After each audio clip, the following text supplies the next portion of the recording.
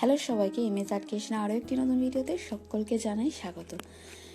আজ তোমাদের জন্য একদম একটা নতুন ভিডিও নিয়ে এসেছি। আমার পেজে তোমরা এই ছবিটা দেখে নিয়েছো, এই বুকমার্কটা, এইটারই মেকিং ভিডিও তোমাদের সাথে শেয়ার করছি। আমি কিভাবে এই বুকমার্কটা রেডি করলাম সেটাই তোমাদের সাথে আজ শেয়ার করছি। প্রথমে কিন্তু আমি এইটার উপরে আগে অ্যাক্রিলিক কালার দিয়ে পেইন্ট করে নিয়েছি।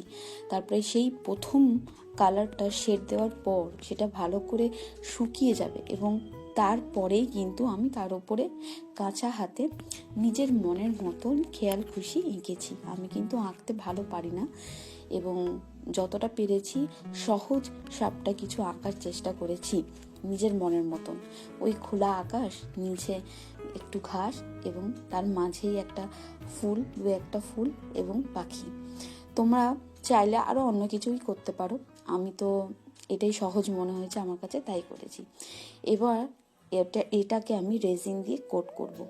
তো তোমাদের সাথে গল্প করতে করতে দেখো আমার আঁকাটা প্রায় অনেকটাই কমপ্লিট হয়ে গেছে।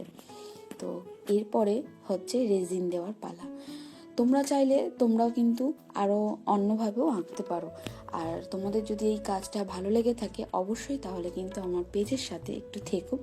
আর আজ ভিডিওটা একটু বড় হয়ে গেছে, তার জন্য দুঃখিত, কারণ এতটা কাজ অতটাও ফাস্ট ফরওয়ার্ড করেও আনতে পারছিলাম না, ভিডিওটা কেটে যাচ্ছিল।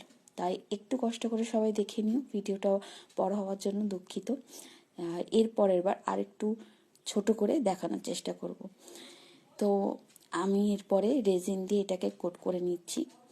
রেজিন দিয়ে কোট করার পর ফাইনাল লুকটা কেমন হচ্ছে তোমাদের সাথে শেয়ার করে নেব। তোমরা যদি চাও এইরকম রেজিন দিয়ে কিছু বানাতে পারো এবং আমার সাথে শেয়ার করতে পারো। আর আমার পেজটার সাথে থাকার জন্য যারা ফলোয়ার্স রয়েছে তাদেরকে জানাই অসংখ্য ধন্যবাদ। যারা আমার ভিডিওটা দেখছেন তাদেরকেও জানাই অসংখ্য ধন্যবাদ। এরপরে আপনারা কীরকম কাজ দেখতে চাইছেন অবশ্যই কিন্তু আমাকে কমেন্ট করে জানাবেন, তাহলে আমি সেইভাবে আপনাদের জন্য কাজ রেডি করব। চলো, আমার বুকমার্কটাও রেডি হয়ে গেছে, তাহলে দেখা হবে এবং কথাও হবে অন্য একটি ভিডিওতে।